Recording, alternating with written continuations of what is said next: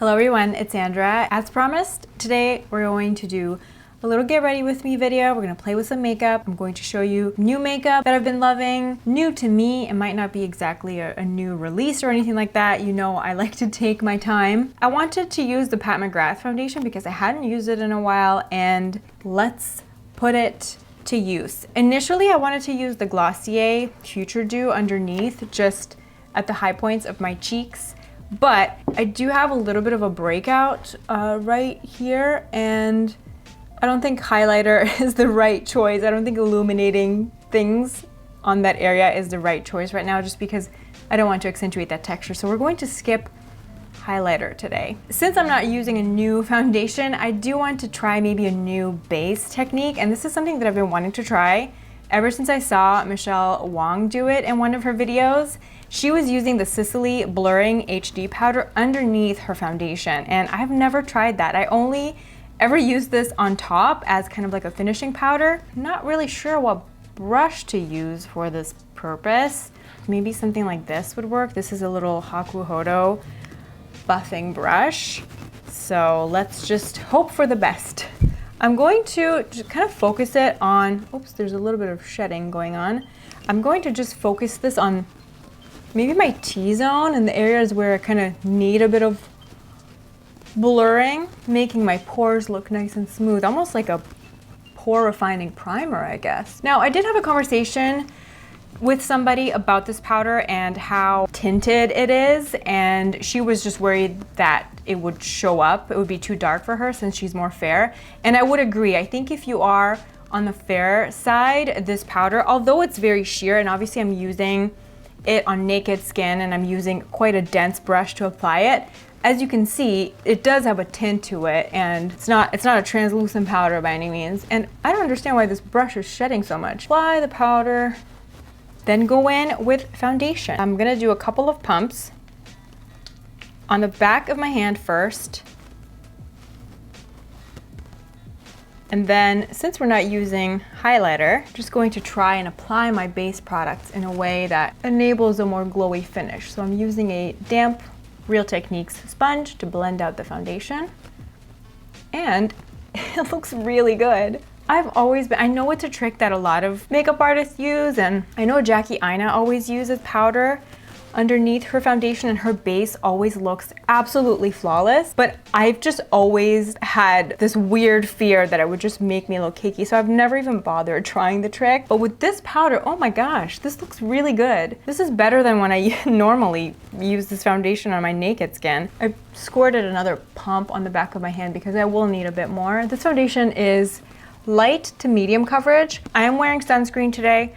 I keep playing around with sunscreens and foundations, and I have realized just how important skin prep is. Skin prep is honestly like 80% of the journey to a good base for me. There's so many foundations that I thought that just didn't work for me.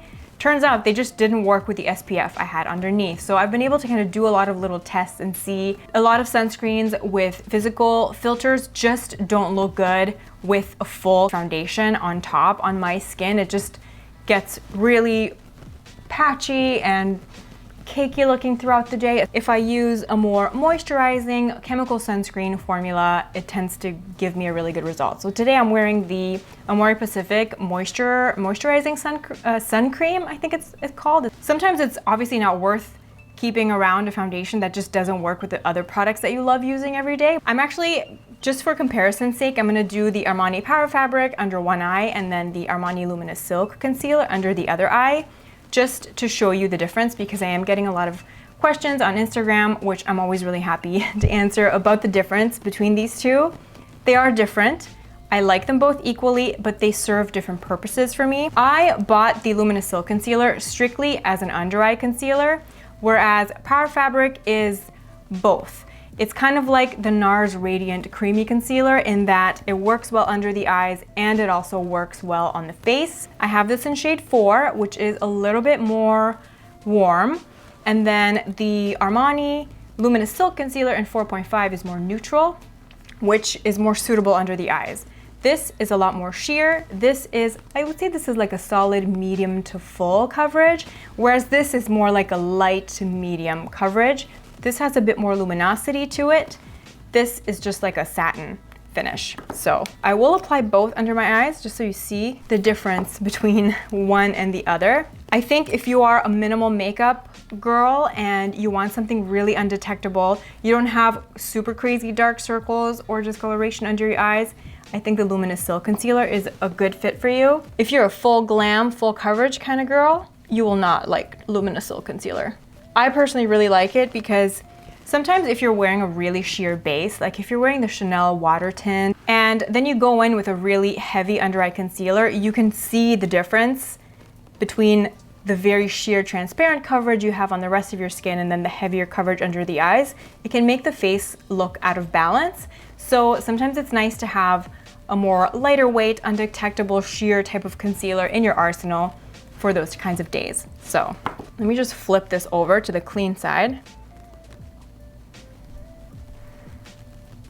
And this has been wearing really well under my eyes. I always set my under eye concealer with the Becca, but you can see how much luminosity. And what I like about it is that it's luminous, yet it doesn't really accentuate texture under my eyes, and it hasn't sunk in to my fine lines, making it look really unflattering. So that's the difference. But it definitely has luminosity to it. Even if I powder it, the powder doesn't, I mean, it tones it down a little bit, but it still kind of shines through, which I think is really beautiful. It looks so good. You can take a mirror and just get really, really, really up close in there, and it just doesn't look like you're wearing concealer. How am I gonna balance this? I guess I'm just gonna mix them together. So let's do a dot of the Power Fabric over there and then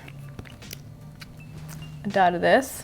Yeah, the Power Fabric formula is great if you're just in a rush and you don't want to use two different concealer formulas under your eyes and on any blemishes. This just kind of works. And I honestly can't believe how well that powder worked under the foundation. Thank you, Michele, for bringing this trick to my attention. Let's set the under eye area. When I've been using this Tom Ford cream eyeshadow, it doesn't crease, so it's been a great base. I'm gonna powder my T-zone just a little bit since it's quite a warm day and my skin is getting oilier. I bought this brush and I've been wanting it for so long and I love it for powder. It's the Bobbi Brown Sheer Powder Brush. It's so soft. I'm gonna do my Lilah B Bronzer. I can't believe I haven't hit pan on it. It's one of my project pan items and I've been using it so much. Brush is shedding on me too. What's going on today? Some blush. Laura Mercier Fresco blush. If you've been watching my little Instagram get ready with me videos, you will know that I've been loving this blush. It's so pretty. It does have very, very fine, like almost glitter particles in it, but it's not jarring. It looks really beautiful and subtle. And this brush is shedding too. Oh my gosh, what is happening? For the eyes, Tom Ford Emotionproof eye color in the color Abyssinian. I am going to try to apply with a MAC 217 brush, starting at the center of the lid and then buffing it out. I think I prefer using a natural hair bristle brush as opposed to a synthetic brush for this formula. Seems to diffuse the color a lot more evenly than when I tried it with my Real Techniques. Once this sets, it's not going anywhere. It's so good. It's such a beautiful priming color, and I mean, it looks amazing just by itself as well.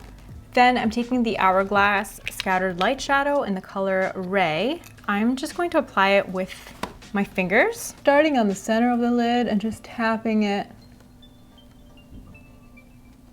kind of where my eyeball is. And look at that shine. Going to take a little bit of that Tom Ford color and use it on my lower lash line as well. And I used a little bit too much, so I'm gonna try to diffuse it with a slightly fluffier brush. I'm gonna try to take it lower, like Mary-Kate and Ashley kind of eye. You know, that kind of intense smoky brown situation. I'm gonna use a little bit of this Laura Mercier Caviar color in the color Metallic Taupe on my inner corner. I don't like to use the Hourglass Ray in the inner corner just because I find that the glitter always gets in my eye. This has more of like a metallic sheen, so it looks really, really good in the inner corner. It just gives that pop. Eyebrows, nothing new. I'm just gonna speed right through it. I'm using soap. I like to spray some of Van Thermal water, and then I'm gonna use my Glossier Brow Flick in the color Brown.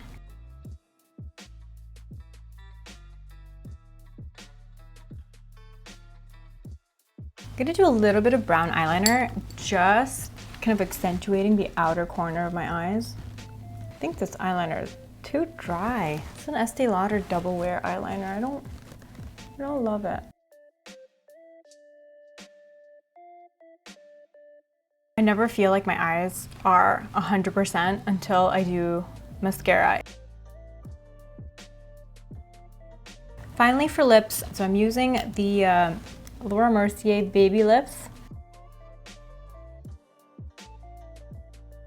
This is one of my favorite nude lipsticks, and I'm still upset that it's discontinued. It's the Bite Beauty, their Buttercream formula in the shade Caramel. I have not yet found something comparable. So if you also love this lipstick and you found a comparable alternative, let me know. I just love everything about it. I love the pigment of the formula. It's quite an intense pigment, but it's really moisturizing. The color is the perfect balance between like brown, beige, and peach. It's not a pinky nude, and I really, really love it. It's one of my favorites. I mean, maybe I'll just save a little nub at the end and take it to a Bite Beauty Lip Lab and have them recreate the lipstick for me. That's kind of like my last resort. But if you were also a fan of this color and formula and you found an alternative, please let me know. So I'm just using a very light application of this. And then for a little bit of shine, I'm using this YSL Tint-in-Balm in the color 7, which is a really pretty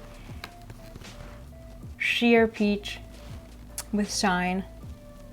I love this look. This is, is this my signature look? I don't know. I guess if I had a signature look, especially for the summertime, this would be it. I've been doing this eye look especially several times throughout this month, and it just brings me so much joy every time. And as always, I hope this inspires you to kind of play around with what you have.